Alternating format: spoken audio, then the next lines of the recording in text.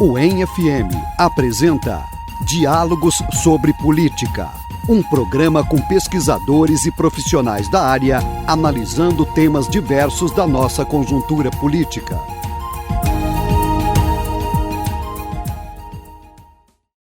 Salve, salve ouvintes, eu sou Rafael da Silva e estarei com vocês no programa de hoje.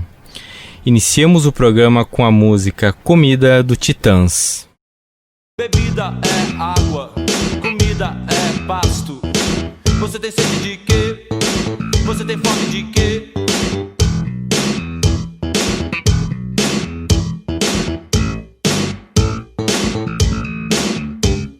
A gente não quer só comida, a gente quer comida, diversão e arte. A gente não quer só comida, a gente quer saída para qualquer parte.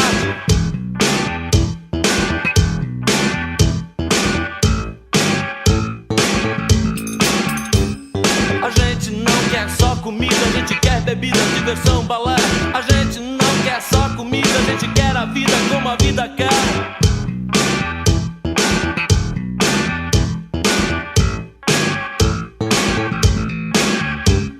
Bebida é água, comida é pasto. Você tem sede de quê? Você tem fome de quê? A gente não quer só comer, a gente quer comer e quer fazer amor. A gente não quer só comer, a gente quer prazer pra aliviar a dor. A gente não quer só dinheiro, a gente quer dinheiro e felicidade. A gente não quer só dinheiro, a gente quer inteiro e não pela metade. O tema do bate-papo de hoje é cultura e política cultural.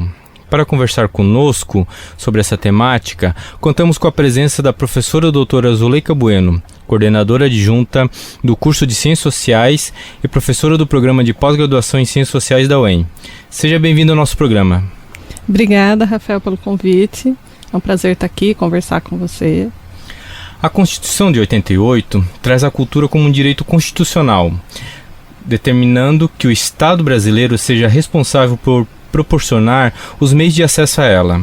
Estabelece ainda que o respeito aos valores culturais e artísticos seja conteúdos escolares, além de reservar uma seção à cultura, da qual extrai os seguintes aspectos. O artigo 215. O Estado garantirá a todos o pleno exercício dos direitos culturais e acesso às fontes da cultura nacional, e apoiará e incentivará a valorização e a difusão das manifestações culturais. Parágrafo 1º. O Estado protegerá as manifestações das culturas populares, indígenas e afro-brasileiras e das de outros grupos participantes do processo civilizatório nacional. Além disso, no que diz respeito às ações do poder público, ele institui que é dever do poder público democratizar o acesso aos bens culturais, além de valorizar a diversidade étnico e regional do país. Diante desse breve preâmbulo, pergunto a você, o que é cultura? Como você caracteriza a cultura brasileira? É uma pergunta fundamental nas ciências sociais, né? Muito já se escreveu, já se debateu sobre o que é a cultura, mas eu vou ficar aqui para a gente, inclusive, entender a elaboração das políticas culturais com uma ideia de um teórico inglês, o Raymond Williams, que coloca a cultura como modo de vida, né? O Raymond Williams trabalhava com crítica literária, essa era a área de formação dele, e quando ele coloca a noção de uma cultura comum, ele usa essa expressão, de uma cultura como modo de vida, como uma produção simbólica material, né? Uma produção humana simbólica material, ele em grande parte está querendo se confrontar com a noção de que a cultura pertenceria somente a uma elite produtora das belas artes. Sim. Então ele vai buscar uma noção realmente mais democrática de cultura, pensando a cultura como os modos de ser, os modos de fazer, e a gente percebe essa forma de enxergar a cultura, por exemplo, no trecho que você leu da Constituição, né? A cultura mesmo como uma expressão de vários significados, de várias construções simbólicas e materiais das mais diversificadas, né?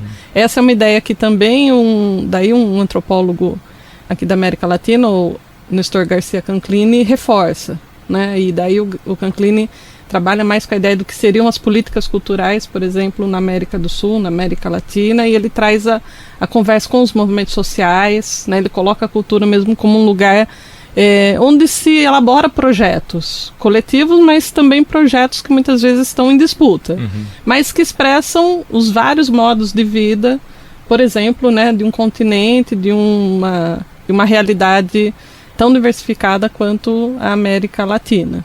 A gente pode pensar a cultura como expressões de variados modos de vida. E em termos de cultura brasileira, como nós poderíamos caracterizá-la? Então, seguindo essa linha, acho que, primeiro, né, a cultura brasileira como essência é algo que também já foi muito questionado. Sim. Foi, de alguma maneira, um projeto, inclusive, para se pensar a nação, né? Então, a construção do Estado brasileiro sempre teve muito vinculado à ideia de uma cultura brasileira que justificaria, né? Império, né? Que justificaria, inclusive criaria uma unidade para essa população, uma unidade regional, e que, em algum momento, acabou sendo visto como uma espécie de essência do povo brasileiro, mas é um projeto político, né, pensar essa essência. Acho que o que a gente pode pensar, e é dessa maneira que as políticas culturais mais recentes também elaboram, são, sendo fiel, né, o Raymond Williams aqui no caso, assim, a minha leitura, é pensar assim, os vários modos de vida, as várias expressões simbólicas, né, as várias possibilidades de produção de bens simbólicos na nossa sociedade. Por bens simbólicos, a gente pode pensar desde a literatura, da dança, a noção de patrimônio, por exemplo, traz essa ideia, né? O patrimônio material e imaterial. Se a gente pegar as políticas culturais do final do século XX, começo do século XXI, isso era muito marcante nos planos de cultura, nas propostas de se pensar a própria ideia, né, de trazer os bens materiais, a culinária, a dança. Então, várias maneiras de expressão de modos de vida que são encontrados no Brasil.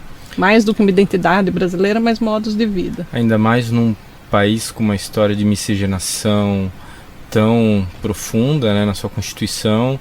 É um país continental, com diversidades regionais grandes. Não dá para pensar numa noção de cultura que caminhe no sentido mais de uma homogeneidade, como tu dissesse, né? Como a cultura, mas sim como formas. E lembrando que esses processos foram marcados por muitos silenciamentos, relações violentas. Então também, como você percebe, modos de vida que resistiram, sim, modos de vida que sobreviveram, modos de vida que enfrentaram. Então acho que é importante trazer essa dimensão, né, do poder para a ideia de cultura. Né? Ótimo. E pensando hoje, então, mais relacionado ao atual governo federal, né, do presidente Bolsonaro, por diversas vezes, né, o Bolsonaro ele deixou claro que sua eleição significava a vitória de uma suposta maioria, né, identificada com uma maioria conservadora e cristã, que são coisas que ele mesmo falava, né, e se reiteradamente ele fala, e que o seu governo então seria voltado a ela, né, cabendo à minoria curvar-se perante a maioria, afirmando em alguns momentos antes das eleições que a minoria deveria desaparecer. Horroroso, né? Mas enfim, por mais estarrecedor que seja essa visão autoritária, ela, como eu já tinha dito, né, anterior à eleição que o elegeu presidente da República, e portanto, né, já sabíamos o que esperar caso fosse eleito. Mas diante disso, né, diante dessa visão que o atual governo brasileiro ele tem, qual a sua avaliação acerca das ações do governo na área da cultura? Essa foi uma das áreas assim atacadas logo de início, né? Acho que uma das primeiras ações do governo Bolsonaro foi inclusive extinguir o Ministério da Cultura. Sim. Né? Ele entrou e já acabou com essa estrutura da cultura de um ponto de vista burocrático, mesmo de um sistema organizado de fomento, de produção, destituindo o Ministério, transformando numa secretaria, inicialmente dentro do Ministério da Cidadania, no final do ano passado foi para o Ministério do Turismo, que, enfim, que você fica pensando por quê, né, assim, né, existem razões, não penso que então, assim, isso em grande parte feito para desestabilizar mesmo, né, quer dizer, é um ataque muito evidente, né, a partir do momento que você diz não precisamos de um ministério para isso, e você já né, coloca numa estrutura subordinada a outras, e daí você coloca em espaços que, enfim, ainda no Ministério da Cidadania você poderia encontrar alguma lógica, mas no turismo já começa a ficar meio desconstrói uma né? burocracia, né, já consolidada. Sim, né? Exatamente. E me parece que é bem esse é um projeto nítido, né, um projeto de destruição. E nesse ponto o Vic Muniz, que é um artista plástico, né, reconhecido mundialmente e tal, ele, numa entrevista à BBC News do ano passado, ele colocou exatamente essa resposta diante de uma pergunta que foi feita para ele. Como que ele via a área de política cultural, e ele falou, existe um projeto, que é o projeto de destruição. Né? E nesse sentido eu compartilho totalmente dessa visão. Porque se a gente for pegar o Ministério da Cultura, ele foi criado em 85. De certa forma, como uma estrutura burocrática, era recente a sua autonomia dentro de uma estrutura do Estado, né? Ele foi criado inicialmente junto com o Ministério da Educação e Cultura, que eram vistos como ministérios integrados, então as ações culturais sempre muito atreladas a uma lógica também educacional. Não some completamente essa ideia, né, da cultura como educação, mas quando você cria um ministério próprio, você vai pensando em diversidade de áreas de atuação, né? Então não só como políticas setoriais, políticas para o cinema, política para o teatro, política para as artes, mas você cria uma ideia também de um pensamento que concebe o que é cultura, que a cultura não está subordinada, mas ela vai ganhando autonomia e ganhando recursos, né? Vai construindo um corpo burocrático que vai criar uma gestão cultural dentro do governo, né? Quando o Collor assume, ele já vai destituir uma série de estruturas burocráticas que eram de gestão da cultura. Ele extinguiu a Embrafilme, por exemplo, né, que era da produção de cinema. Então, assim, parece que a área da cultura é uma área que é constantemente atacada. Ela fica, né, num espaço sempre de vulnerabilidade. O Michel Temer, quando assume, ele extingue, depois ele recua, volta, e o Bolsonaro vai dar, né, assim, canetar de vez, né, essa ideia de um desmantelamento. Sim. E a gente vai percebendo por essa ideia. Daí você cria secretarias e constantemente vai mudando as pessoas dessas posições. Hoje, se você entrar nos sites, né, oficiais, você nem sabe mais quem pertence aonde. Porque são várias fundações, por exemplo, a Fundação da Biblioteca Nacional, Fundação de Museus, tal, que você olha, você não sabe se está no Ministério da Cidadania, se está no do Turismo, quem que faz a gestão dessas pastas, porque daí tem uma rotatividade muito grande. Então cria uma espécie de confusão programada nessa gestão. Então muitas pessoas falam, são pessoas despreparadas, mas eu penso que assim, é um projeto mesmo, assim, de colocar, de preparar para o esvaziamento, para a destruição, além de você minar a credibilidade, porque daí você começa a divulgar ideias de que você tem muitos desvios, você tem processos de corrupção. A Lei Rouanet. Né, que virou um negócio que ninguém, assim, não que ninguém sabe, mas muitas pessoas assim falam, mas sem entender como funciona. Porque assim, também são, assim, a Lei Rouanet é dos anos 90, né, não foi criado nem pelo governo, né, que, enfim, está no ataque direto ali de algumas pessoas que dizem. Então fica muito conturbado, por exemplo, né, as ações, a suspensão de editais. A gente não pode esquecer que a área da cultura foi, historicamente no Brasil, sempre uma área muito cerceada pela censura, né? Então, assim, o governo Vargas, que cria uma primeira estrutura estatal para gerenciar a cultura, ele também é o primeiro governo que cria uma estrutura estatal para controlar essas produções. O governo militar tem também um departamento para censurar, dizer o que pode ou não pode. Eu lembro quando era criança que eu assistia os programas de televisão, sempre tinha uma plaquinha antes de cada programa, Não sou tão velha, então veja bem, não é tão distante na história assim. Mas lembro dos programas, assim, Censura, tantos anos, que aparecia antes dos desenhos animados, por exemplo. E daí, assim, o governo atual, ele segue uma lógica, sem chamar de censura, mas com uma lógica, por exemplo, de você estrangular. Então você suspende os editais, você cria editais não colocando determinadas áreas. Deixando de fora. Criando a ideia mesmo assim de você daí marginalizar algumas produções, de você ir tirando recursos. Então é um modo muito autoritário de agir. E também uma noção de cultura, porque daí eu resgato a polêmica do Alvin, né? Porque assim, aquele pronunciamento dele anunciando o prêmio nacional lá, enfim, tinha toda a associação ao modelo Goebbels da Alemanha nazista, etc. E por razões várias ele saiu, só que assim, a visão de cultura do governo ela permaneceu. Sim, e é essa. Exatamente. Apenas a figura que evocou o discurso e que gerou toda a polêmica que saiu. Por uma razão, porque a base de apoio eleitoral do presidente Bolsonaro é muito alinhada com a tradição judaica, né? Então isso pesou muito no governo, inclusive com ligação do embaixador, né, de Israel ao presidente da República. Então por isso. Então assim, além desses ataques, né, você tem esse pano de fundo dessa ideia de cultura que é aterrorizante, né, desse governo. É contrária ao que vinha se produzindo nas últimas 2 décadas, pelo menos. Sim.